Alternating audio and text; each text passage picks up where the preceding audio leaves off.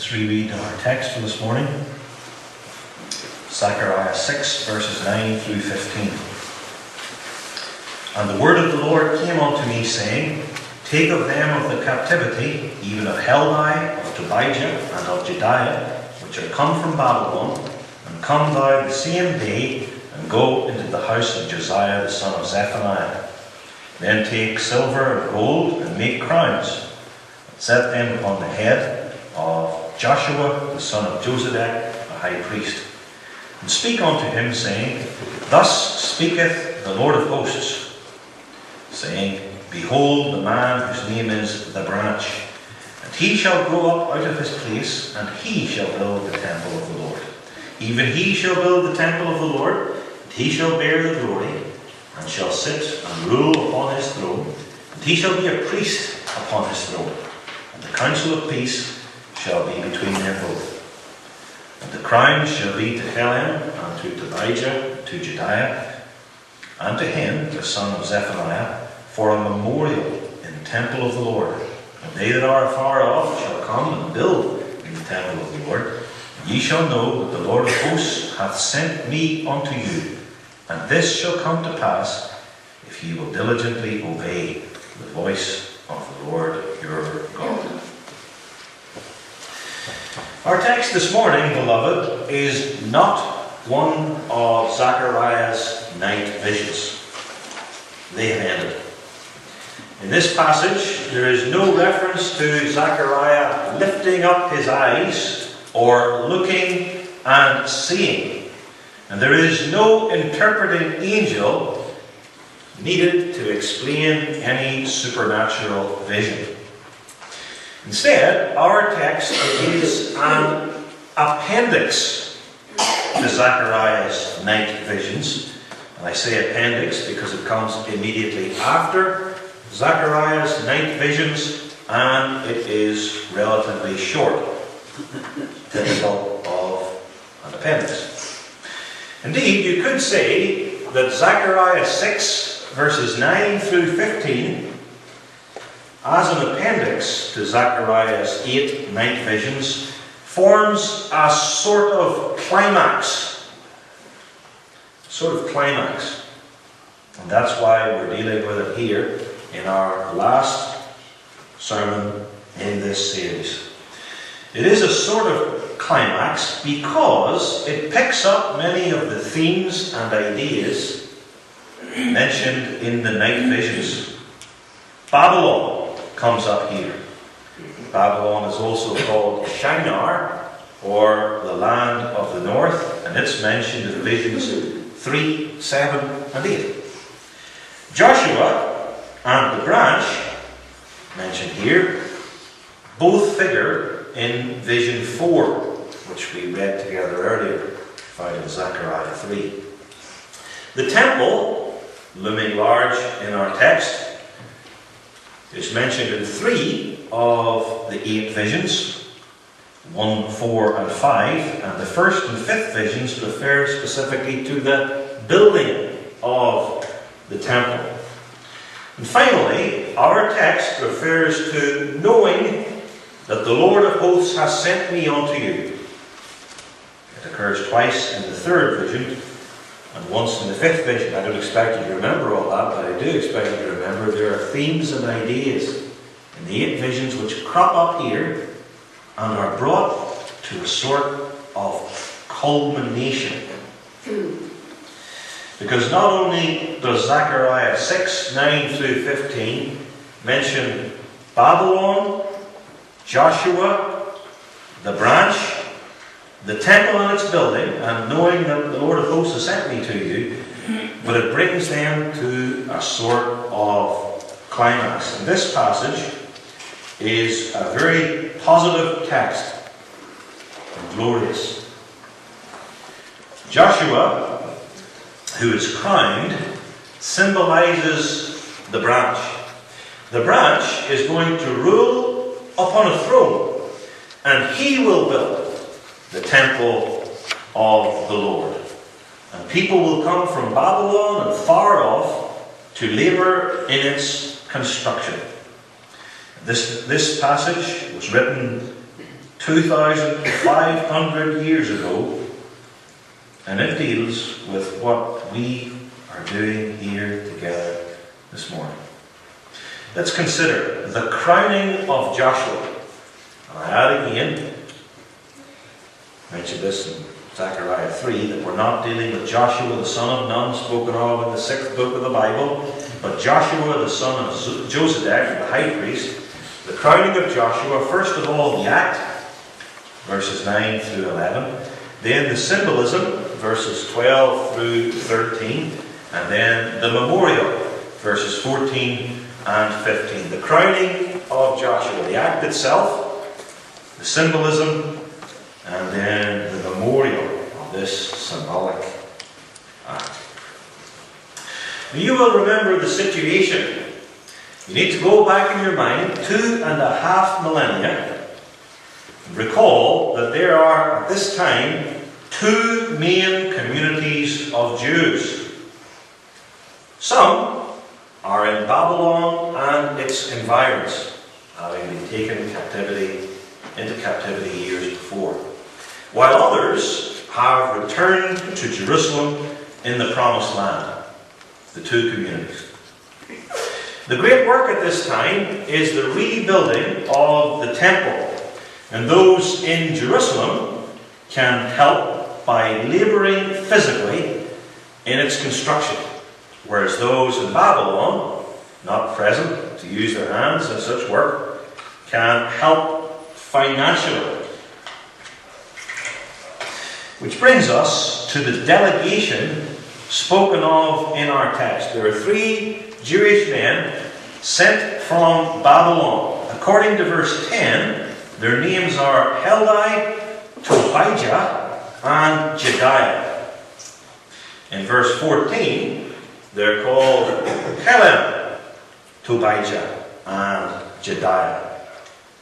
And Helem is another name for Haggai, or it's a variant spelling. This happens often in the Bible. King Uzziah is also King Azariah. The Apostle Paul also went by Saul. Simon was sometimes called Peter. This isn't just something that happens in the Bible. Somebody whose name is Ronald may be called Ron or Ronnie, or he could be called different versions of that name by different people. And if his middle name was John, on occasions he might even be called John, or Ron John, or any variation. Names, labels. This 3-man delegation of Haggai, Tobijah, and Jedaiah was sent from Babylon to Jerusalem to bring gifts of silver and gold, precious, expensive metals. The silver and gold was to be brought to and used in connection with the temple. Maybe it was to help fund its building, or maybe the silver and gold was to be used in beautifying or decorating this new temple. On completing their trek from Babylon to Jerusalem, they lodged in the house of one Josiah, the son of Zephaniah. And Josiah, of verse 10, is called Hen, the son of Zephaniah, in verse 14. Another instance of a variation of a name. Either Josiah is also called hen, or hen, the Hebrew word meaning grace. God now calls Josiah gracious because he has hosted these 3 travelers from Babylon. Now, God's word comes to Zechariah telling him to do 4 things. 4 things which we can remember in terms of 4 verbs. First of all, go, Zechariah, go to the house of Josiah, the son of Zephaniah, where these 3 travelers are staying. Number 2, take from Haggai, Tobijah, and Jedaiah, the 3 envoys, take from them gold and silver which they brought for the temple. And 3, with this silver and gold, make a crown. 4, set this crown upon the head of Joshua the high priest. The 4 verbs. You've got Zechariah, number 1, go to the house. Number 2, take their silver and gold. Number 3, make a crown with this silver and gold. And number 4, set this crown upon the head of Joshua the high priest. Now these 4 things need to be explained a little. If Zechariah is called to go to the house of Josiah the son of Zephaniah, obviously Zechariah knew where Josiah lived. When Zechariah is told to take the silver and gold from these 3 messengers, we have indicated for us that God gave Zechariah authority to receive this gift for the temple. For instance, not everybody here has the authority to take donations to this church. The treasurer acts on people's behalf, on the church's behalf, and lodges it, let's say, in the bank.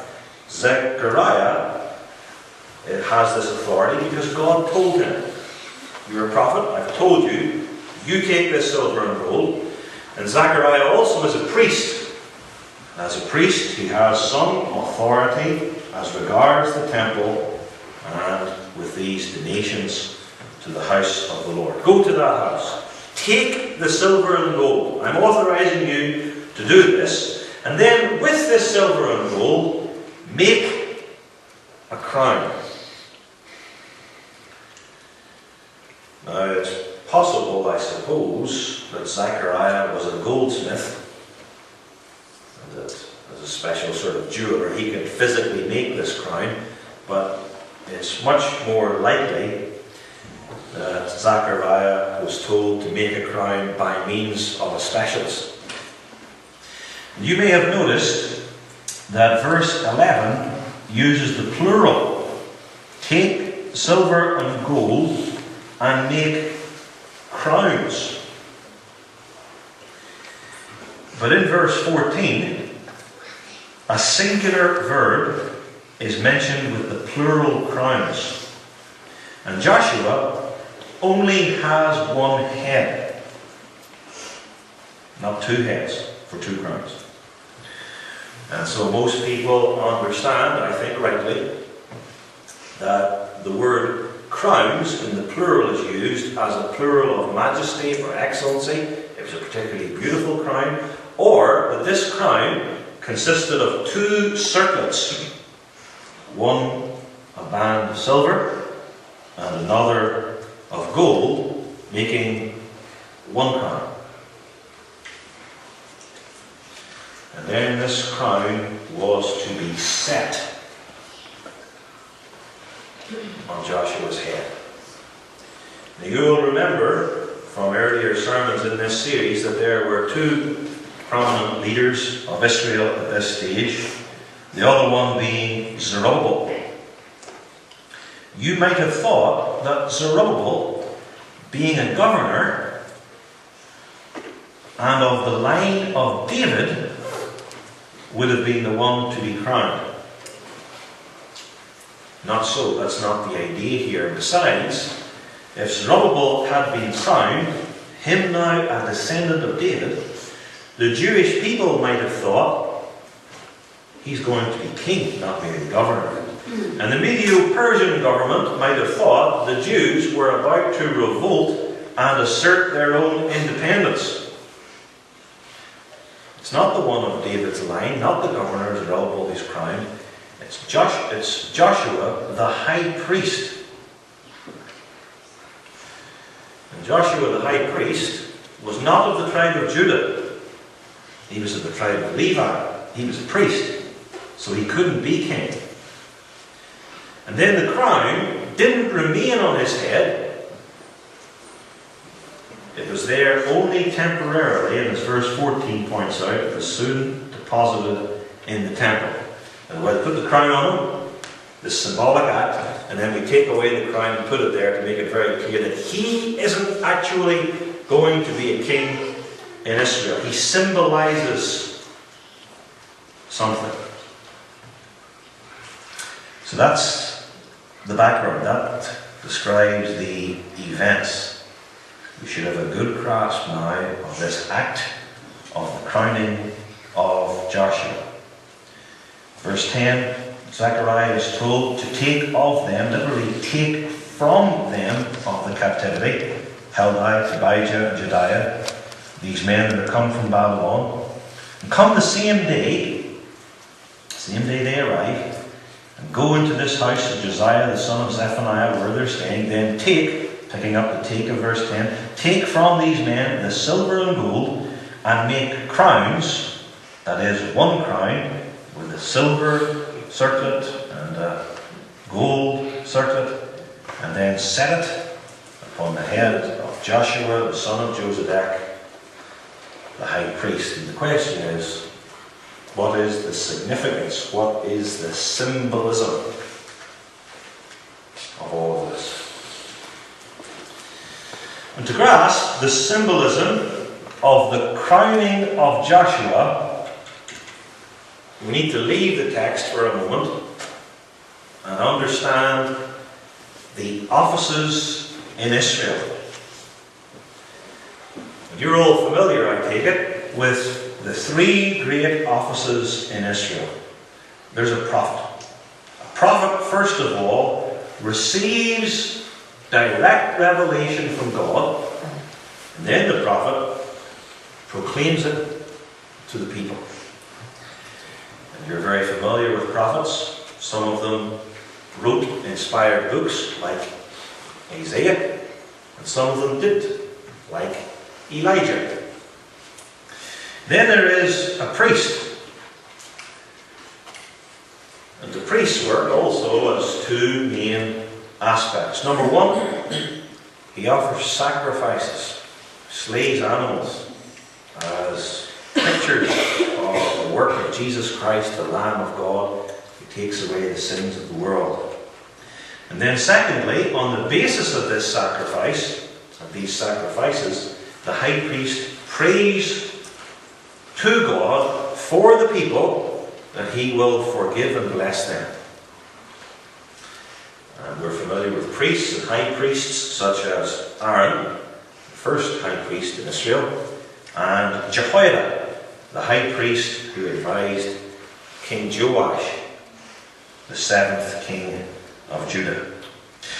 The third office, and the last office to arise in Israel's history, was a king. The king rules over the people in God's name and defends them from all enemies. Kings Hezekiah and Josiah were the two best kings of the southern kingdom of Judah. Prophets, priests, and kings. There were also elders and judges, but these three are the main offices in Israel. You will know too that some prophets were also priests. And you will know this not least because I have mentioned some of them in this series. Jeremiah and Ezekiel, two of the major prophets, two of the four, were also priests. And Zechariah himself, one of the 12 minor prophets, he was a priest too. Some prophets were priests. Some high priests were prophets. Aaron was a prophet. And Zechariah, the son of Jehoiada, the Spirit of God came upon him. He brought the word, and he was killed. Killed by the king who was helped by his father. 2 Chronicles 24.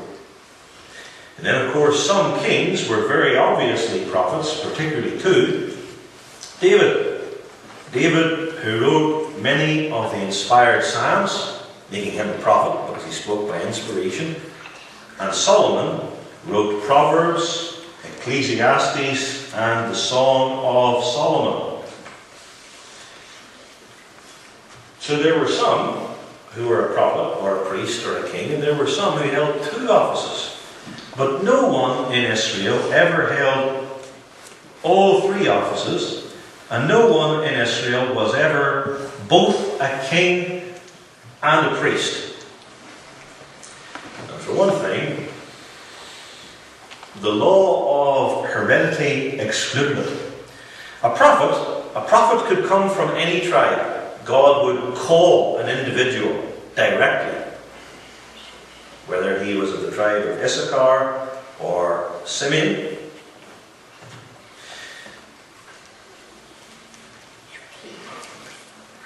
And then you could have a king who had to be of the line of Judah. He could be a prophet. And a priest who had to be of the line of Levi. He could be a prophet. But now think about it. If a king has to be of the line of Judah, and a priest has to be of the line of Levi, and someone can't be of both lines, can't be both of the line of Judah and of the line of Levi, then no one can be both a king and a priest in Israel. And God determined this. He determined this very deliberately. Kings, excepting now Saul, the first king, he was rejected. Kings are all of Judah. Priests must be able to trace their village of the tribe of Levi and Aaron, and therefore neither the twain shall meet. You may be familiar too with one man who especially tried to unite both offices in himself, and he failed spectacularly and miserably. His name was King Uzziah, and the story is recorded for us in 2 Chronicles 26. King Uzziah sought to burn incense on the altar of incense in the temple, which only a priest could do. He was saying, I'm a king, and I want to do what a priest does. That is, I want to be a priest. And God struck him with leprosy until the day he died. And it was interesting that God struck him this way, because he could have killed him, of course, or he could have granted him some other disease miraculously, so he fled from the temple. But God hit him with leprosy, so that not only could Uzziah not stand in the holy place to burn incense, but as a leper, he couldn't even stand in the outer court. He couldn't get anywhere near the temple. And then, as a leper, since leprosy was very infectious, he couldn't even live in his palace or sit on his throne. So he had to live in an isolated house, and his son Jotham took over as co-regent until he died. He tried for two offices when God gave him one, and God, in effect, took away even the office that he had because he was no longer functioning as king in the nation. Now we come to this crowning of Joshua. And this typified the union, something unheard of in Israel, the union of the offices of priest and king in one person, the branch, whom we know to be Jesus Christ our Lord, as I explain more fully when we go to the fourth of the night visions in Zechariah chapter 3. Joshua is a high priest. He pictures the branch. And the kingly office is spoken of here in various ways. First of all, as I said, branch emphasizes Christ not so much as prophet or priest, but as king. Zechariah 3, Isaiah 11, Jeremiah 23, and Jeremiah 33 particularly teach this. And then we have not only a royal title, but the royal headwear, a crown, is put on Joshua's head. And then we have the royal seat. The text speaks about a throne, twice in verse 13. And then we have the royal activity, par excellence, ruling, verse 13. And you might think that building the temple, mentioned in verses 12 and 13, is the work of a priest. But it's not. The priest doesn't build the temple. The king builds the temple. And the king actually repairs the temple. The priest works in and governs the temple once it's built. But the king builds it. Solomon built the temple. And he was a king. Zerubbabel built the second, smaller temple. And he was a governor, somewhat like a king, only less, of the line of David. And in verse 13, we read of this branch, that he shall bear the glory of a king. And here's Joshua, the high priest, pictured with a crown on his head, sitting on a throne, ruling and building the temple now in terms of the branch, and he typifies in bearing the glory of a king. The point is that this branch shall be both a priest and a king. It says in verse 13 that he shall be a priest upon his throne. Priests don't sit on thrones. Kings sit on thrones. This one, he's going to be a priest upon his throne because he's a priest and a king, and the council of peace shall be between them both. This phrase, the council of peace, being between two things, is not a council of peace between the triune God and Jesus Christ. It's not between the first person and the second person. This is not dealing with the council of redemption, also called the council of peace in some theological schemes. The council of peace is between two things, two offices, priest and king, which are united in one person, Jesus Christ. He's also a prophet now, but that isn't the point of this passage. This is the idea of Joshua as high priest being crowned. High priest, crowned as king. This is what the previous line says. He will be a priest upon a throne. And this is emphasized and drawn out more clearly here than in any other passage in the Old Testament, or at least more fully here, because this is unprecedented in Israel. And you come to the very near the end of the Old Testament, with the revelation of the coming Messiah becoming clearer and clearer. This book of Zechariah, where one of them dares, by the inspiration of God, to speak about one who's both a priest and a king. And all the commentators, virtually all of them, including Calvin, see this council of peace being between them both, between the office of king and the office of priest. And you can read a lot more about this if you want from Herman Hoopsema in the relevant portion of his Reformed Dogmatics. The council of peace between king and priest. Perfect harmony. That's the idea of peace. Perfect harmony between the two offices according to God's infinitely wise counsel, which is the basis of God God bringing peace to his church according to his counsel and plan and will.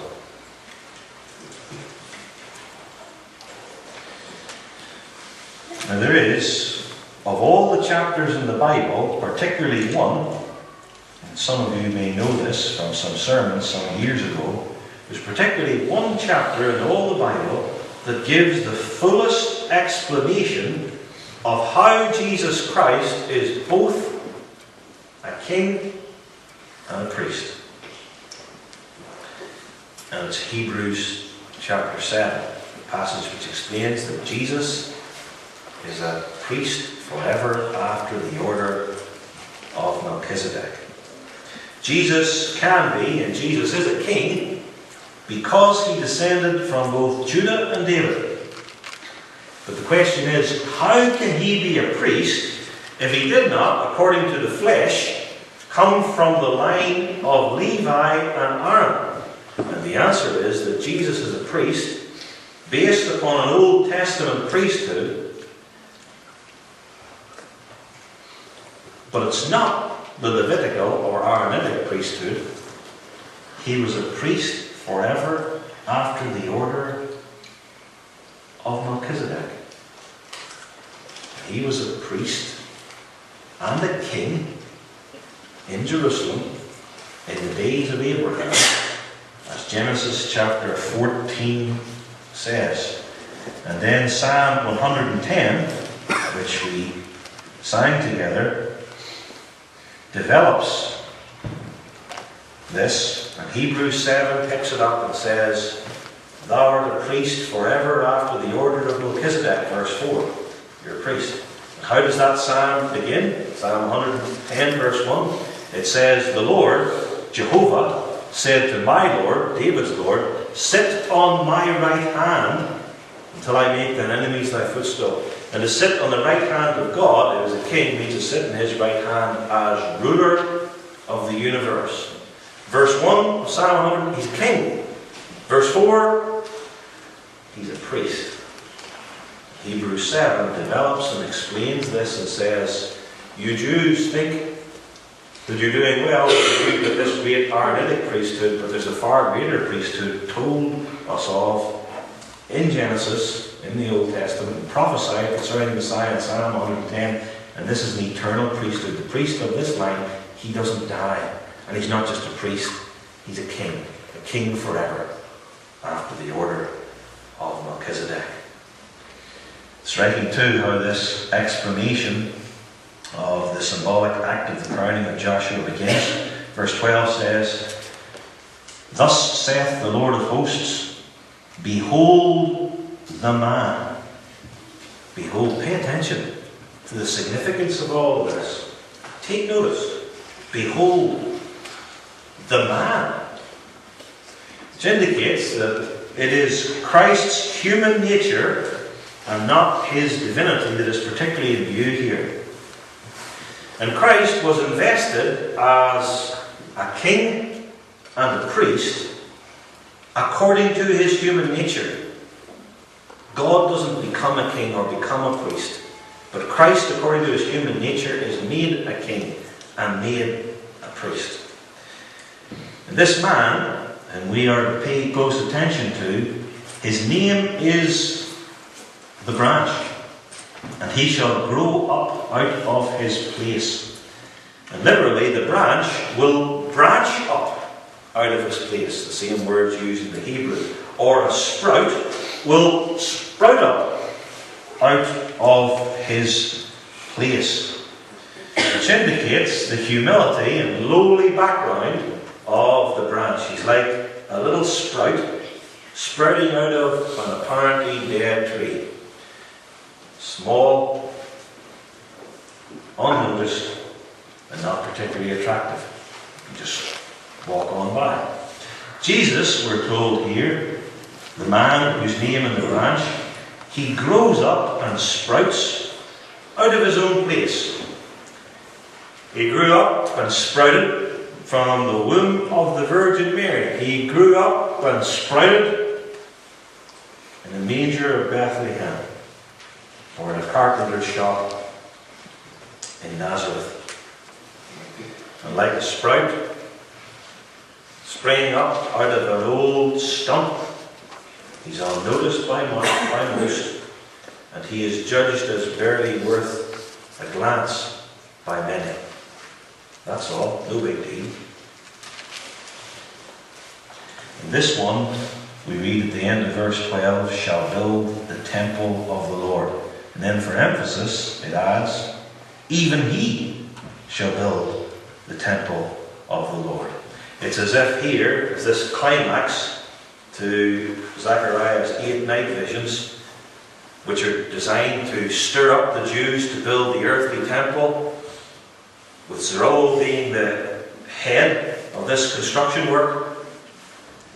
It's as if this passage is saying Zerubbabel's temple is only a type. But I want to tell you about the branch. And he's going to build the temple of the Lord. The real temple. The one that this temple on the hill over there only typifies and points to. And this temple that Jesus Christ builds is not merely a structure of brick and stone and mortar. Elect and regenerated saints are the stones. We are the temple of the Lord, with all the people of God. And this temple, Jesus Christ shall build upon himself as the foundation and chief cornerstone. And there are two very important principles about Jesus Christ and his work that come from our text. Jesus Christ, like Joshua, is a priest who was crowned. He's not a king who was made a priest. He's a priest who was crowned. And it was especially as a priest that the Lord Jesus went to the cross. He made a sacrifice himself. In offering this sacrifice, he was the priest, he was the sacrifice, and he was even the altar. He made atonement for all the sins of all his people with his own blood, not the blood of bulls or goats, which could never take away a single sin. He's a priest, especially on the cross. And then after his resurrection and ascension, Jesus Christ, our only high priest, was crowned and enthroned as King in heaven. He's the universal King who governs all things, animate and inanimate, visible and invisible. That's his province. And he's also the King of the church, so that he gathers, preserves and defends us from all his and our enemies. He's a priest, think of the cross, who's made a king, think of his session of God's right hand. Although, I also want to add, he was a prophet and a priest and a king while on earth in his humiliation, and he's a prophet and a priest and a king in heaven in his exaltation. But he's especially a priest in his humiliation, and he's particularly a king in his exaltation. That's the first thing. He's a priest that's crowned. The second thing is that Jesus Christ builds his temple, which is the church, as both priest and king. If he were only priest, it wouldn't work. If he were only a king, he couldn't build this great structure. To borrow the Old Testament imagery, it's as king that Jesus Christ has the authority to build the temple. And it's as priest that he has the authority to order and govern the temple when he has it built. To shift to slightly more New Testament terms, as priest, he purchases our redemption, and then as king, he applies our redemption by regenerating us and calling us and preserving us and glorifying us. This is Zechariah's explanation of the symbolic act of the crowning of Joshua the high priest. Speak unto him, says verse 12. Speak unto Joshua. Speak unto Joshua too, in the presence of these three messengers, Haggai, Tobiah, and Jedaiah, and also Josiah, the son of Zephaniah, and maybe there were others there. Speak unto him, saying, Thus saith the Lord of hosts, behold the man whose name is the branch. Not you, Joshua. You're only here as a pointer. We're going beyond you, above you. Behold the branch.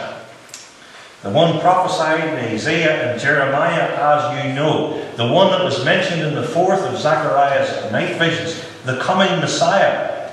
He will grow up out of his place as a tender, unobtrusive sprout. And he will build the temple of the Lord. Even he will build the temple of the Lord. And he shall bear the glory as a king. He shall sit and rule upon his throne. He shall be a priest upon his throne. And the counsel of peace shall be between these two offices. That's the idea. So what happened to the crown after this symbolic act of the crowning of Joshua? Well, verse 14 tells us the crown was put in the temple. It wasn't designed to sit upon the head of the high priest Joshua. It was put in the temple as a memorial. A memorial for these three messengers from Babylon and their host in Jerusalem, as verse 14 says. And the crowns, the twofold crown, singular, shall be to Helam and to Tobijah and to Jediah, the three messengers, and to Hen, the son of Zephaniah, their host in Jerusalem, for a memorial in the temple of the Lord. And for a memorial means it was designed as a memory aid, so that they would remember the day when Joshua was crowned, so that they would grasp what it symbolized, the union of priest and king in one man, the coming branch, and he would build the real spiritual temple in which God would dwell by his Holy Spirit. And then, of course, the word of this symbolic act and its meaning would spread. Joshua the high priest, he's going to tell other people about it. Remember, he is the leader of the people religiously. Josiah, he has a house in Jerusalem, and he is going to tell the people in Jerusalem where he lives. These three Babylonian messengers are going to return to Mesopotamia, and they too are going to witness this event and its symbolism, so that all the Jews in Jerusalem and its environs, and Babylon and its environs, all the Jews would hear about this, they would know what it means, and they would look forward to Christ's coming, if they had any of the Holy Spirit in them, that is. And they would understand that Zerubbabel's temple wasn't the reality, it wasn't the main thing, it wasn't the goal of it all. It's only a shadow. And then in that consciousness, they would work and give towards the work of the building of the temple as a sign and picture of the great temple that Christ would build. And you wonder how long this crown would stay in the temple in Jerusalem. Did it last a few years or decades or even a few centuries? When Jesus Christ came to the temple after 40 days, or when he came when he was 12 years old, as we read in Luke's Gospel, was this crown still there? We don't know. My guess is that nobody knows. It'd be hard to see how anybody could even find out at this late stage. And then there's something else. This silver and this gold that went to make this crown could have been brought by somebody in Jerusalem. But God had these three men, Helam, Tobijah, and Jediah, bring it from Babylon as a sign, and now we're into verse 15, as a sign of what is going to happen in the New Testament age. Verse 15 begins, "They that are far off shall come and build in the temple of the Lord." And this refers to the conversion of the Gentiles, people from Babylon and all over the world. They're going to come with gifts, precious gifts. The gifts and graces wrought in us by the Holy Spirit, so that we bring spiritual sacrifices of worship and praise and service to God. And that's what we're doing now. Christ builds the temple, and yet we also, under him, have a building role, all the members of the body of Christ. And ye shall know that the Lord of hosts has sent me, Zechariah, unto you. And that final sentence, this shall come to pass if ye will diligently obey the voice of the Lord your God, does not mean if you Jews are faithful, Jesus will come and build his New Testament church. This shall come to pass. The this shall come to pass refers to the previous part. You will know that I, Zechariah, have been sent of God. And this will come to pass, your knowing that I am a true prophet bringing the message of the Lord, if you are a believer, and if you diligently obey the voice of the Lord your God, then you will have conviction, inner conviction, the knowledge and assurance of faith that I'm God's messenger, that I brought God's word, and that the branch is going to come and build this one great spiritual temple. In the meantime, labor in building this temple, because Christ is coming. For them the first time, and for us the second time. Amen.